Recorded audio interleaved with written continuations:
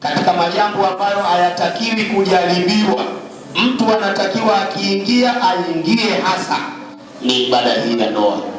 Madhara ya mtu kusema ngoja nijaribu, ndiyo tunaona yanayotokea leo katika jamii zetu. Mtu kaoa mwezi mmoja tu, kwa sababu alijaribu mwezi mmoja tu anaacha. Miezi miwili akikutana na kachangamoto kadogo tu katika maisha ya ndoa anaacha, kwa sababu kumbe lengo lake ilikuwa si ndoa, lengo lake ilikuwa ni kujaribu tu maisha ya ndoa. Na hawa ni watu ambao Mtume amewazungumza ni watu wabaya mno. Mwenyezi Mungu hawapendi mudhawikina minar rijali wa mudhawaqatu minan nisai. Yani kuna mwanamke kwenye ndoa leo anakuja kwenye mahusiano ya ndoa, anakuja kutazama mkate wa chumba kwa lugha zao wenyewe. Bana, nitoe nuksi na mieli, katazame mkate wa chumba. Akishaolewa, na hii ndio silka ya mwanamke, kabla hajaolewa anatamani ndoa, lakini akishaolewa tu mawazo yanabadilika, anatamani kuachika. Kwa hiyo kidogo tu, bwana nipe changu niache. Hawa ni wanawake wanaoitwa mudhawaqat, ni wanawake ambao wapo kwenye ndoa kwa ajili ya maslahi, yanatazama tu. Inawezekana kuna kitu alikitaraji kwako akikute. Sasa akija kitu hicho kikakosekana, anakutafutia sababu. Bwana mimi nafikiri una hela, nafikiri una maisha, kumbe maisha hauna. Anakutafutia sababu, basi yatakuja majambo kadhaa ili tu muache aolewe na mtu mwingine. Ni katika wanawake ambao Mtume sallallahu alaihi wasallam amewaeleza wanawake wanaochukiwa mno na Mwenyezi Mungu. Kwa hiyo vijana, tujipange, tujitafute, tupambane kwenye kutafuta maisha, lakini moja katika malengo yetu tuhakikishe kwamba tunaifika ibada hii kubwa, ibada hii adhimu, ibada ambayo Al-Haq subhanahu wa ta'ala ametuhusisha nayo viumbe watukufu. Kuna mambo huwa tunashirikiana na viumbe wengine wasiokuwa wanadamu. Leo wanadamu wanaweza akasifika na sifa ya ushujaa, lakini yupo simba naye anasifika na sifa hiyo. Kuna mambo tunashirikiana na viumbe wengi katika mambo mbalimbali, lakini kuonyesha kwamba mwanadamu ni kiumbe mtukufu, Allah ametangaza walaqad karramna bani adam. Sisi tumemtukuza, tumemfanya kuwa na kiumbe maalum mwanadamu. Moja katika majambo yanayojulisha utukufu wa mwanadamu ni Mwenyezi Mungu kumwekea utaratibu maalum, ambao utaratibu huu haupatikani kwa viumbe wengi sana. Jambo ndoa huwezi ukalikuta kwa wanyama. Jambo ndoa huwezi ukalikuta kwa ndege, kwamba eti kuna walima, tuna harusi, kuku wameoana, kwa hiyo kuna harusi kidogo ya kusherehekea, bwana jogoo amechukua mkoo. Jambo hili huwezi ukalikuta kwa kuku. Jambo hili huwezi ukalikuta kwa kina mbuzi, ng'ombe, wale wameruhusika. Beberu la ng'ombe, beberu la mbuzi, lakini hata jogoo ameruhusika kumpanda mkoo yoyote anayepita mbele yake. Na ndio maana wale hawana kanuni. Akipita mdogo mbele kajitakia mwenyewe, akipita dada yeye mwenyewe ndio kautaka, akipita yani yoyote ambaye anapita mbele yake. Nini? Kwa sababu wale hawakuwekewa utaratibu. Wale ni kuku, wale ni mbuzi, wale ni ng'ombe. Lakini ni ajabu kumuona mwanadamu eti na yeye anaishi maisha ya kikukuku, maisha ya kimbuzi. Maana kama wewe ni mtu wa kuchofia leo pale, yani kuna mtu kama ingelikuwa kila kizini anawekewa alama basi wallahi kuna mtu kashachafuka mwili mzima na maalama. Pamoja na kwamba Mtume kayasema hayo, akhera wazinifu wote watafufuka na alama siku ya Kiyama. Yule mzinifu wa kiume atafufuka na zile alama za kike. Kama una zina 10 jiandae, ile kitu itafufuka kwenye mwili wako ikiwa imejichora mara 10, kwamba ishara huyu mwamba alikuwa na zina 10 katika maisha yake. Na mwanamke hivyo hivyo, kama alikuwa na zina 5, 8, 10, basi zile sana za kiume zile zitaenda zifufuke kwenye mwili wake zikiwa zimejichora zile 10 zipo kwenye mwili. Kwa hiyo ndugu zangu, njia sahihi tuliyoelekezwa na dini ni hii hapa. Mtafute uliyempenda, na tazama dini ilivyotupenda. Mtume sallallahu alaihi wasallam ametuhalalishia mtafute binti uliyompenda wewe mwenyewe, kwamba mimi bwana huyu nimemridhia awe mke wangu. Basi fuata taratibu za kisheria uozeshwe. Hizo ndizo taratibu za dini. Na kama utaona umeoa mke mmoja lakini bado matamanio ya nafsi yako bado yanatamani zaidi, bado unatamani zaidi ya yule, wala sheria ya Kiislamu haijakubana. Kama vigezo na masharti unavyo, basi umeruhusika kutafuta mke wa pili, umeruhusika kuongeza mke wa 3, umeruhusika kuongeza mpaka mke wa 4. Na wanawazuoni wanatuambia wanawake wote wamegawanyika kwenye nyanja hizo 4. Kila unayemjua mwanamke, wanawake wako sampuli 4 dunia mzima. Yani hiyo wanawake wote wa duniani, na ndio maana Mwenyezi Mungu ameishia kwenye namba 4. Yani yeye muumba anatuambia hawa wote mnaowaona hawa ni namba 4. Kwa hiyo wewe sasa mwenyewe, je, utataka kufuatisha utaratibu wa namba 4 ambayo tumeelekezwa, au inawezekana kuna mtu katika namba 4 yeye anaathirika na namba 1 katika hizo namba 4 moja, sampuli yake ni wale wanawake wembamba weusi, ndio sampuli yake. Kwa hiyo akaoa wa kwanza huyo, pili huyo, wa 3 huyo, yani namba yake yeye ni 1. Lakini kuna mtu katika namba 4 sampuli yake yeye ni namba 2, na kuna mwingine anaona kwa vile mimi nimetaja namba 4 basi na mimi nitatazama ili nipate baraka kwenye namba zote hizi 4.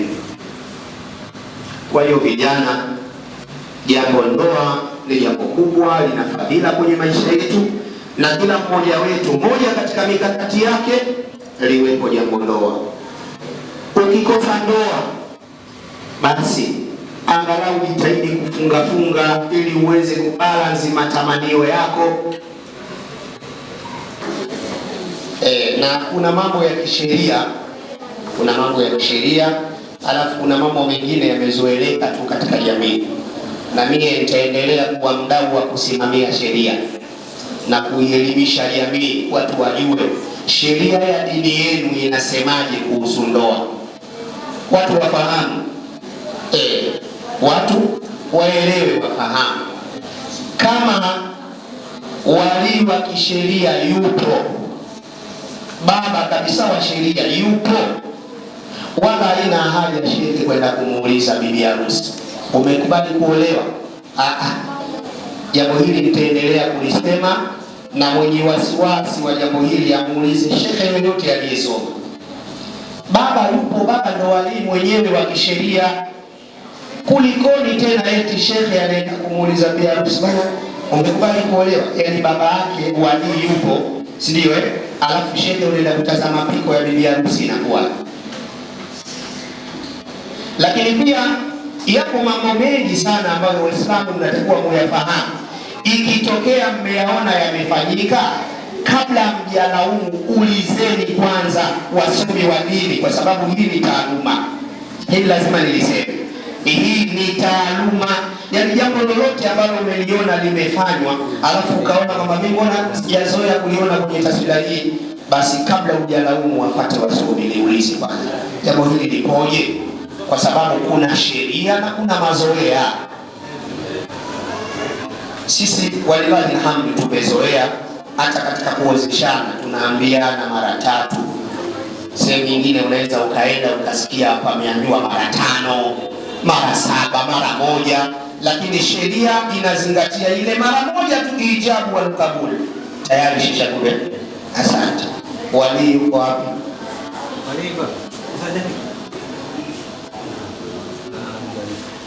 Tunamsubirie kwa sababu yeye ndo mwenye jambo.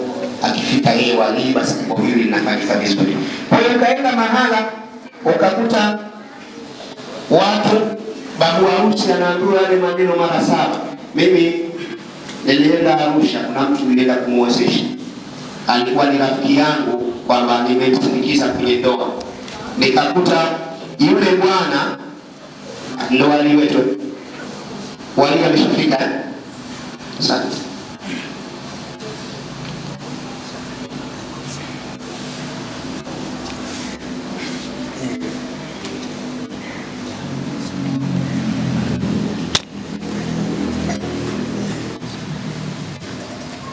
Nilitangulia kusema kawaida yale marefu ambayo tunayatoa ni kwa sababu ya kumsubiri wali, na kama Mtume sallallahu alaihi wasallam alivyotuambia kwamba la tasihu nikahu illa biwaliyin wa shahidain adli, ndoa haisihi isipokuwa mpaka patikane wali wa kisheria, lakini wapatikane angalau watu wawili wa kushuhudia lile tukio.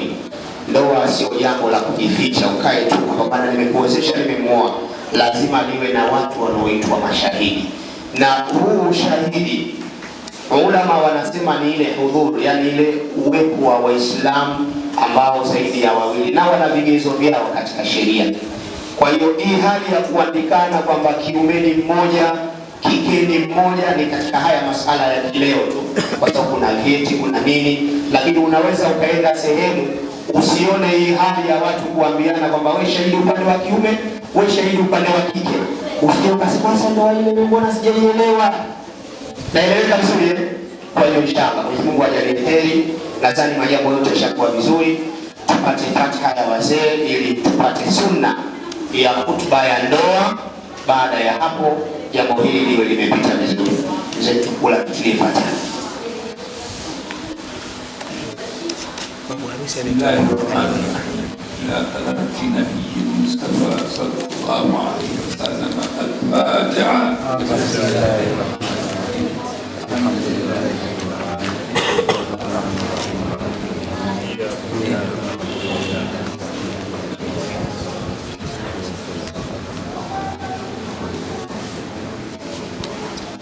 نحمدك اللهم يا من أوضحت لنا من الشريعة المحمدية طرقا واضحة لطلب الأنكحة المرضية، وأحللت لنا من الحرائر 4 من نص آيتك القرآنية، ومن الإيماء ما ملكت أيدينا من عطايتك السمية. ونشهد أن لا إله إلا أنت شهادة تدخلنا بها جنتك العلية، ونشهد أن سيدنا محمدا عبدك ورسولك المبعوث إلى كافة العربية والعجمية، وصلى الله وبارك عليه وعلى آله وصحبه خصوصا المهاجرة وطائفة الأنصارية. اعلموا أيها الحاضرون إن الله جعل النكاح محبوبا مأمورا في كتابه العزيز، حيث قال بعد أعوذ بالله من الشيطان الرجيم: فانكحوا ما طاب لكم من النساء مثنى وثلاث ورباع، وإن خفتم ألا تعدلوا فواحدة أو ما ملكت أيمانكم ذلك أدنى ألا تعولوا. وقال المصطفى صلى الله عليه وسلم: تناكحوا تكثروا فإني أباهي بكم الأمم يوم القيامة. وقال أيضا ركعتان من متزوج خير من 70 ركعة من عزل فيا نجاة التائبين ويا فوز المستغفرين فاستغفروه إنه هو الغفور الرحيم وهو البر الكريم.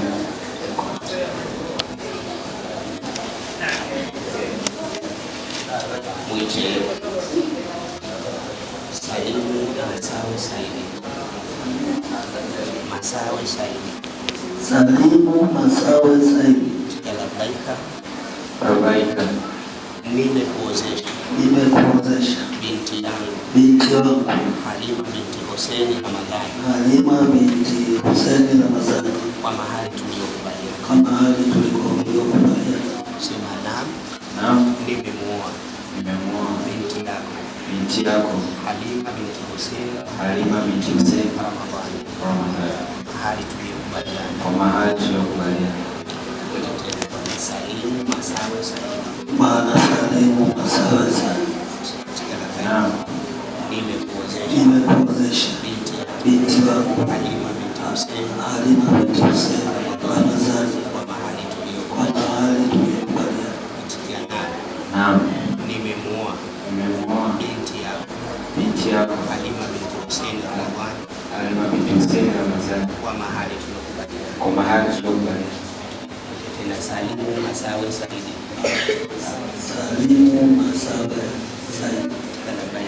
Rabaika.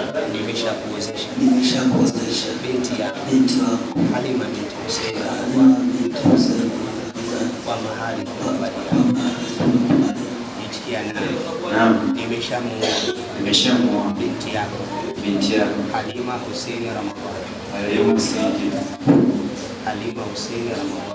Halima Hussein Ramadhani kwa mahali tuliyokubaliana. Barakallahu lakum baraka alaykuma wa jamaa Allahu bainakuma bil khair. Sunna kumpa mkono na kumwombea dua. Huu ndio utaratibu tuliofundishwa na Mtume sallallahu alaihi wasallam, na kama dua huwezi kwa Kiarabu basi sema hata kwa Kiswahili. Mwenyezi Mungu akubariki, Allah awatie kheri na baraka kwenye maisha yenu. Baada ya utaratibu huu ambao tumeshafanya na mawaidha nimezungumza kwa muda mrefu sana, tunaalikwa na mzee wetu tufike pale kwenye mji wa mzee wetu kwa ajili ya kupata walimatul arus. Ndoa yenyewe inamhusu ndugu yangu hapa Bwana Salim, lakini sisi jambo letu ni walimatul arus na ni sunna walimatul arus. Ni vyema linapotokea tukio ndoa basi ukaandaa kitu kinachoitwa walimatul arus. Ni sunna ambayo Mtume sallallahu alaihi wasallam ametufundisha. Kwa hiyo inshallah tunafanya dua. Baada ya dua basi tunaalikwa kwa mzee wetu pale ili tukapate walimatul arus pale inshallah. Mwenyezi Mungu ajalie kheri. Alhamdulillahi rabbil alamin wassalatu wassalamu ala rasulillah sallallahu alaihi wasallam. Rabbana taqabbal minna innaka antas samiul alim wa tub alaina innaka antat tawwabur rahim. Allahumma barik lahumma wa barik alayhima wa jama' Allahu bainahuma bil khair. Allahumma ijma' bainahuma bil khair. Allahumma ijma' bainahuma bil khair birahmatika ya aziz ya ghafar. Allahumma akhrij minhuma al khair. Allahumma akhrij minhuma al khair. Allahumma akhrij minhuma الخير برحمتك يا عزيز يا غفار. صلى الله على سيدنا محمد وآله وصحبه وسلم والحمد لله رب العالمين. إن شاء الله sote tuelekee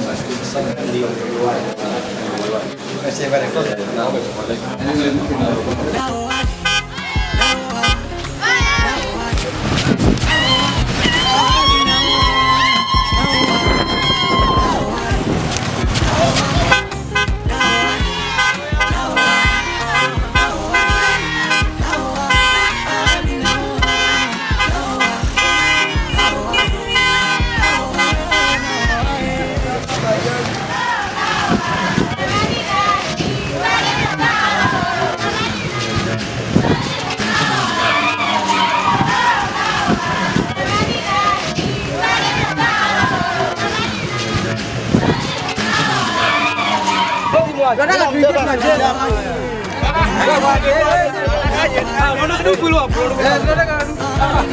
Twende.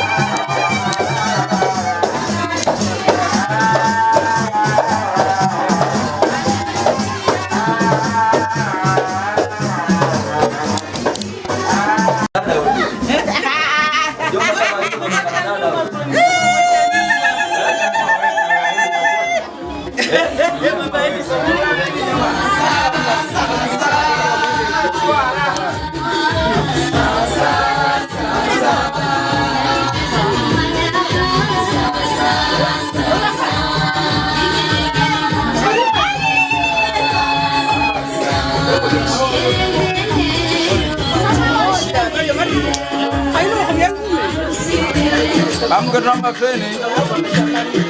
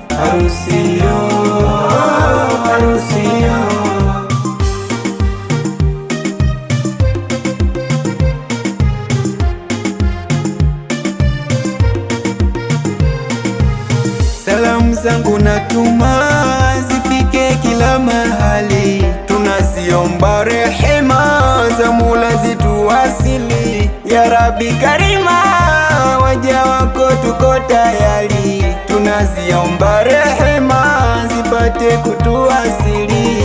Imeshatimia, imewajia harusi ya baraka, imeshatimia.